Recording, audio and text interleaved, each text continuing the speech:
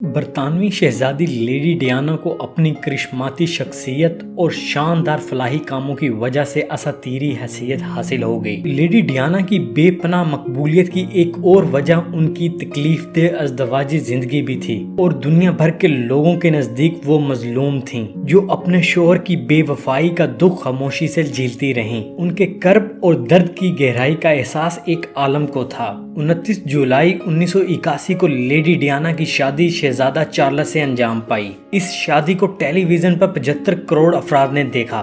اس شادی سے ان کے 2 بیٹے ہوئے، شہزادہ ولیم اور شہزادہ ہیری۔ 28 اگست 1996 کو ڈیانا کی چارلس سے شادی ختم ہو گئی۔ دونوں طرف سے ایک دوسرے پر الزامات لگائے گئے۔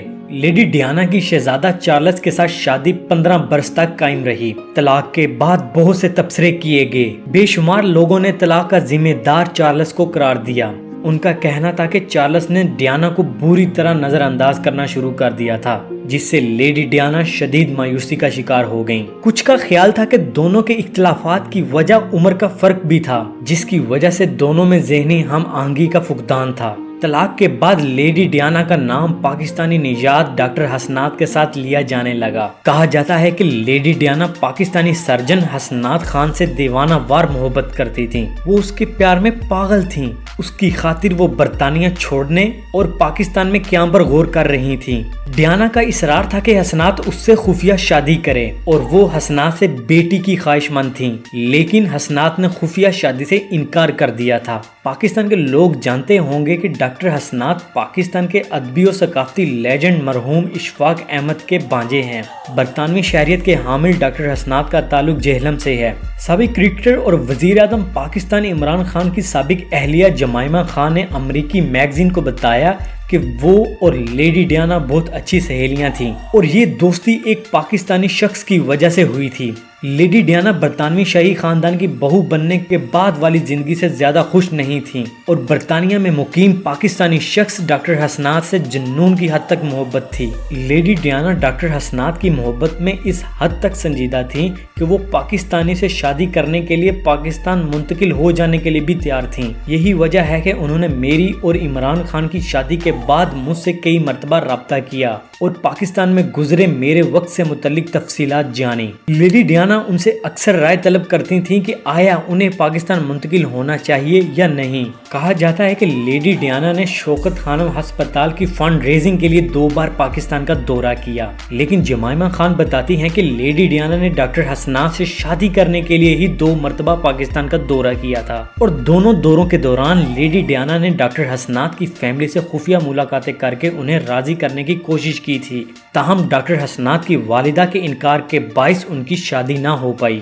ڈیانا نے حسنات کی والدہ سے شادی کی اجازت کے لیے ان کے خاندان کے ساتھ وقت بھی گزارا۔ ڈیانا حسنات کے خاندان کو متاثر کرنا چاہتی تھیں، خاص کر ان کی والدہ کو۔ جمائمہ کہتی ہیں کہ حسنات کی والدہ اس بات پر رضامند نہیں تھی کہ ان کا بیٹا ایک انگریز خاتون سے شادی کرے۔ کسی انگریز لڑکی سے شادی ہر قدامت پسند پشتون ماں کے لیے ایک برے خواب جیسا ہوتی ہے۔ امریکی میگزین لکھتا ہے کہ حسنات ڈیانا کے ساتھ اپنے تعلقات کو دنیا کے سامنے لانے میں تذبذب کا شکار تھا۔ وہ زندگی میں شہرت کی چکا چوند ہونے کے خیال سے بھی نفرت کرتا تھا۔ دونوں کے ملاب میں ڈیانا کی عالمی سطح پر شہرت جیسے مسائل ہی رکاوٹ بن گئے۔ کئی برس گزر جانے کے بعد ڈاکٹر حسنات نے بتایا کہ شہزادی ڈیانا سے میری پہلی ملاقات 1995 میں ہوئی تھی۔ میں اس وقت رائل برمنگٹن ہسپتال میں PhD کر رہا تھا اور میرا مضمون دل کے امراض تھے، یعنی میں دل کا ڈاکٹر تھا۔ اس وقت میری عمر 36 سال تھی۔ یہاں ڈیانا اکثر آتی تھی اور یہاں سے ہماری ملاقاتیں شروع ہوئیں جو بعد میں تعلق داری میں بدل گئیں۔ ایک ملاقات میں نے ڈیانا کو اپنے گھر مدعو کیا۔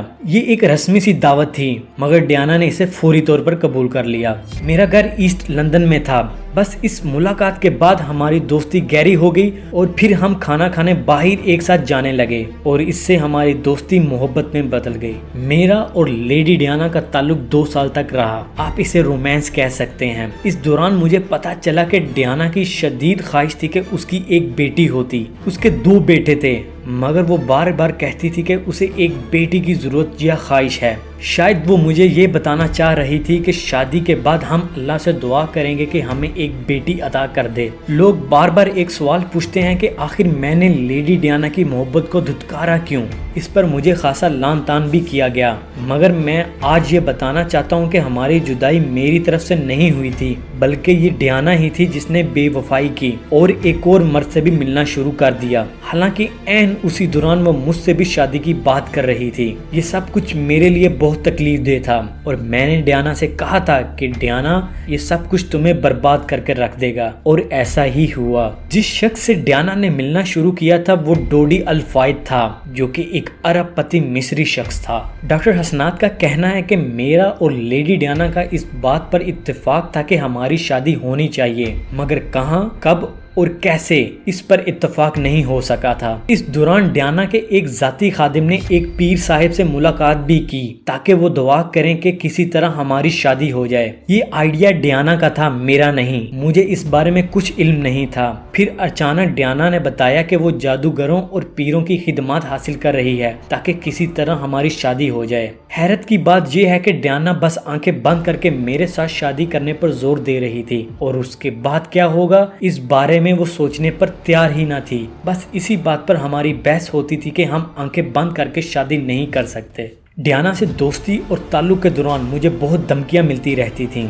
इस दौरान डियाना की वालदा ने भी उससे बातचीत बंद कर दी थी क्योंकि वो इसकी मेरे साथ दोस्ती और ताल्लुक पर बहुत नाराज थी। उस वक्त तक सब कुछ नॉर्मल ही चल रहा था, मगर अचानक लगा कि डियाना ने मेरे साथ धोखा किया है। वो एक दिन छुट्टी गुजारने अल-फायद के पास गई और जहां उसके बेटे डोडी से मिली, और यकीनन मुझे ये बुरा लगा। मैंने डियाना को कहा कि वो अल-फायद के बेटे डोडी से क्यों मिली। इस बात पर हमारे दरमियान तलखी पैदा हुई, मगर डियाना का कहना था कि ऐसी कोई बात नहीं, वो एक नॉर्मल सी मुलाकात थी। जबकि मेरा ख्याल था कि कोई है जो हमारे दरमियान ताल्लुक खराब कराने के लिए इस किस्म की साजिशें कर रहा है, और उसी ने ये मुलाकात तय कराई। मगर डियाना उसे मानने पर तैयार ना हुई। मैंने बहरहाल डियाना को बता दिया था कि वो अपनी तबाही के रास्ते पर चल रही है। इस तलखी के बाद हमारे दरमियान दरार पैदा हो गई और डियाना डोडी के पास चली गई। जिस रात वो हलाक हुई उसी रात मैं उसे काफी देर तक फोन करने की कोशिश करता रहा, मगर उससे बात ना हो सकी।